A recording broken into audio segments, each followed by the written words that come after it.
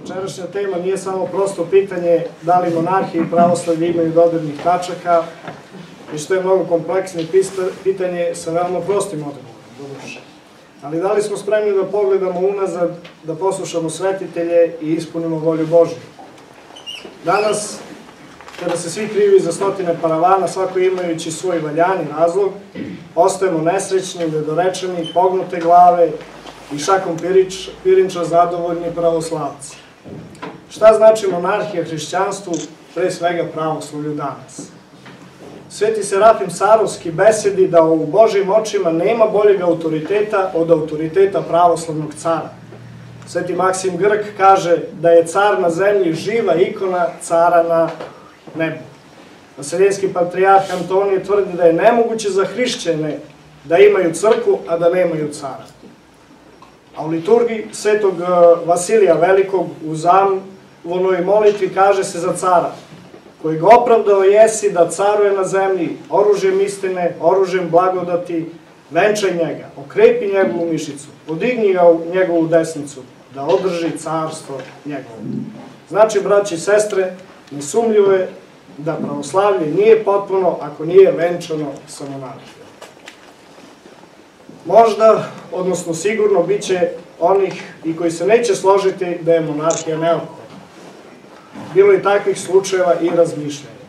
Najpoznatiji primer nalazimo u tada carskoj Rusiji. Podsjetit ću vas na jedan strašni događaj koji se desio 1917. godine.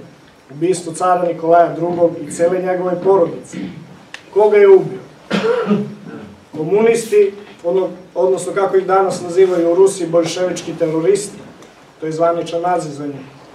Nažalost, oni su samo egzekutori izdaje koja se desila mnogo ranije i koja je mnogo strašnija.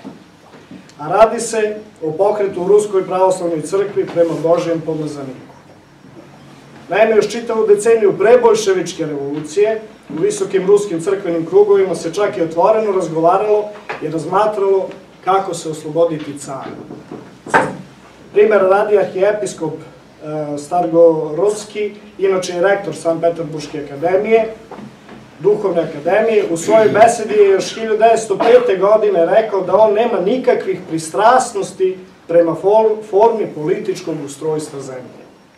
Arhijepiskop Antonije Hrpovicki, čak šta više, se zalagao za bezuslovnu i neograničenu crkvenu vlast i sklonost ka svetskoj vlasti ovako ili onako kolektivno, citirao sam. Na čijem čelu bi se, razume, bio ruski patrijarh, blago rečeno, pravoslavni papa. Podsjetit ću da arhijepiskop Hrpovicki nije ostao u Rusiji da živi, da citiram, u novoj formi političkog ustrojstva zemlje posle revolucije, već je pobegao u Srbiju kada su komunisti preuzeli vlast. No da se vratimo na jedan od uzroka ove strašne posledice po svetu carsku porodicu. Dakle, rusko sveštenstvo se i pre boljševika suprotstavilo caru i ruskom carstvu, želeći da svede cara Namirjana, prvog među njima, ali da zadrži sve privilegije koje je imala pod carskom vlašću. A to znači da carska Rusija i dalje finansira crkvene škole, larve, penzije, donacije. Cara ne, srebro i zlato i nekakvu slobodu od cara su tražili. To da. No, prevarila se. Bog je žestoko kaznio Rusku pravoslavnu crkvu zajedno sa narodom za odricanje od cara Božjeg pomazanika. Komunisti su satrali sveštenstvo i monaštvo, a Bog proslavio cara Nikolaja II. I njegovu porodicu. Eto, to je jedna od istina o stradanju svetog cara Nikolaja, o kome sveti Jovan Kroštanski kaže, na ruskom ću reći, car u nas pravednoj i blagočistevoj žizni, Bogom poslan njemu tježevni, teški, krest stradalni, k svojemu izabraniku i ljubimomu čadu. Sveti Nikolaj II. Se slično našem svetom knezu Lazaru opredeljuje za carstvo nebesko i daje se za iskupljenje ruskih grehova rečima: bit možet da spasenija Rusiji nužna iskupiteljna žrtva. Ja budu etoj žrtvoj, da bude volja Božja.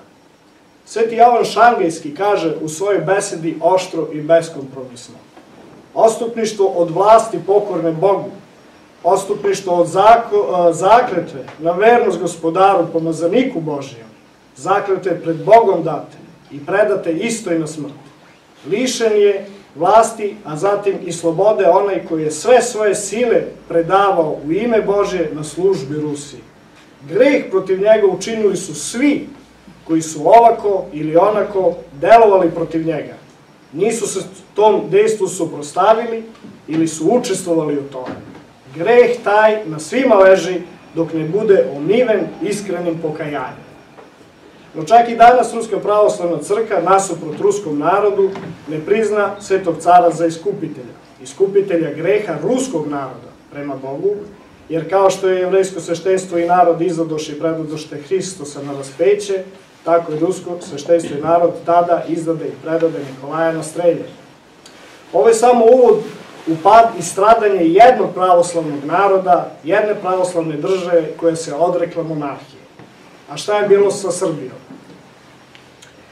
Za nas verujuće Srbe nema uopšte dileme da li monarhija ili neko drugo državno uređenje.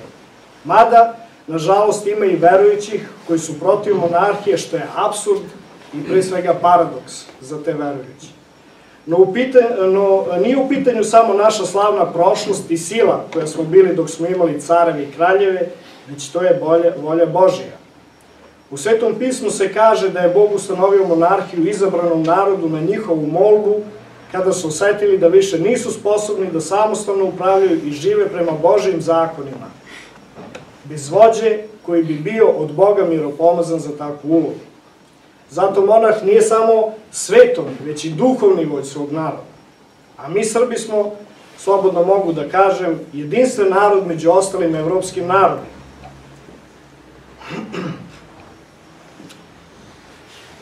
Zašto? Zato što smo iznedrili sve dinastije iz svog roda. Šta smo mi kao narod bez naših dinastija? Kakvu istoriju bi pisali sada? Čime bi se dičili i napajali u našoj borbi za obnovu naše države, slavne prošlosti i odbranu pravoslavlja? Zar nisu Sveti Simeon i Sveti Sava krenuli u stvaranje moderne srpske države sa jasnim nacionalnim ciljevima, upravo praveći simfoniju crkve i države? I dok smo imali tu simfoniju, bili smo i država. Gde smo danas?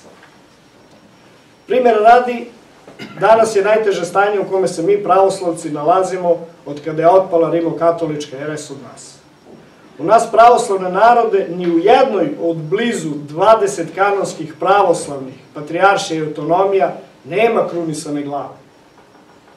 Ali zato anglikanska crkva ima monarhiju, protestantska ima 3, a rimokatolička 4. Ovo je ono o čemu treba da mislimo. Vodeću ulogu u povratku monarhije treba upravo da povede naša Srpska pravoslavna crkva. Bogu hvala, imamo monarha i njegove naslednike.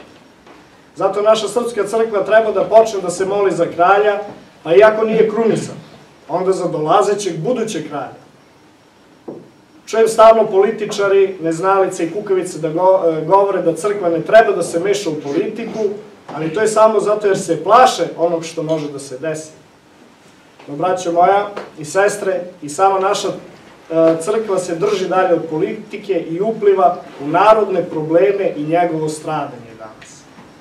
Neću da verujem da je samozadovoljna svojim bogatstvom i statusom koje je dobila i dobije od istog tog napaćenog i fizički, i finansijski, i duhovno uništenog naroda. Upravo sada je čas kada crkva treba da povede svoj narod prema monarhiji. Kad se vlast odmete od Boga i istupi protiv Boga, onda se ona pretvara u nasilje i time prestaje biti od Boga i postaje od đavola, kaže naš sveti prepodobni otac Justin Popović. Što znači da naša crkva itekako treba da se bori protiv bezbožne i pogane vlasti.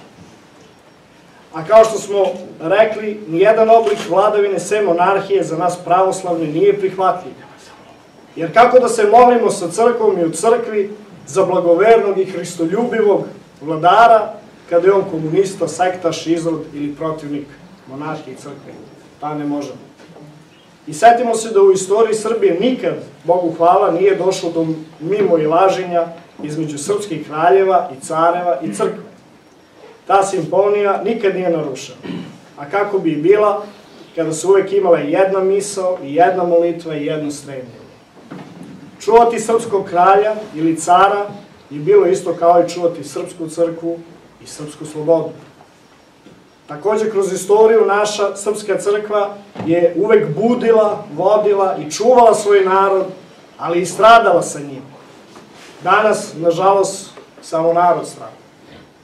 Ko bi rekao da bi možda stradali, neko bi rekao da bi možda stradali i u monarhiji, ali meni kao pravoslavcu lakše je da stradam u pravoslavnoj i Bogom datoj monarhiji nego u bezbožnoj državi. Zato Srpska pravoslavna crkva ima puno pravo da počne da se na liturgijama moli za povratak monarhije. Mi Srbi treba da se vratimo u Bogu da bi se nama kralj vratio. Mi moramo postati pravi, iskreni monarhisti. Nije tek onako rekao sveti Nikolaj Velimirović, Bog na nebu, kralj na zemlji, domaćin u kući. Imati dinastiju, imati monarhiju, znači imati veliko duhovno blago. A monarhizam, to je pre svega vernost. Vernost jednog naroda se povezuje sa nacionalnim duhom tog naroda i sa svojim gospodarom. I dobro znajte, braći i sestre, da mi Srbi ne smemo nikada biti protiv našeg kralja. Jer Gospod nam daje onakvog monarha kakvi smo i mi sami.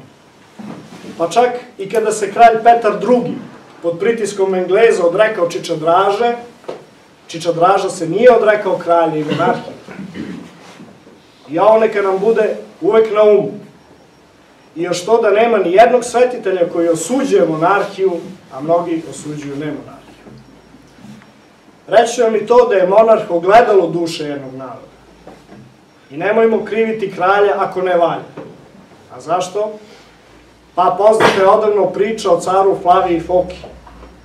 Kaže se, u davno vremena kada je Flavije Foka postao car i kada je otpočeo da se obračunava sa svojim protivnicima na brutalan način, živeo u Carigradu neki monah, čovjek svetoga života i velike hrabrosti pred Bogom. Iz jednostavnosti svoje duše, on se ovako molio Bogu. Gospode, Gospode, zašto si nam dao ovakvog cara? Kako je u mnoge dane ponavljao ovo isto pitanje, udostojio se Božijeg odgovora. Zato što nisam mogao da nađem drugog goreg od ovog. Prema tome, kaže sveti Atanasije, ako nekad vidiš nekog nedostojnog vladara ili episkopa, ne čudi se i ne osuđuj Božji promisao. Znaj i veruj da smo predani takvim tiranima zbog našeg sopstvenog bezakonja i rđavih dela. Zato, braća moja, nemojmo da gledamo trn u oku brata svoga ili kralja svoga, a brn u svome ne vidimo. Jer iako je bilo monarha nedostojnih svog zadatka, uvek imajmo na umu da smo takvog zaslužili svojim delanjem ili nedelanjem. Zato setimo se da Srbija nije bila samo 2 puta monarhija, pod turskim ropstvom i komunističkim koji do danas traje. Da, i danas živimo u ropstvu, porobljeni od komunista koji su se malo maskirali i sada postali sluge novog gospodara, a to je svetska vlada, to je novi svetski poredak. Gospod Isus Hristos je zapovedio učenicima da obrate sve narode, krsteći u ime Oca i Sina i Svetoga Duha. Sve narode.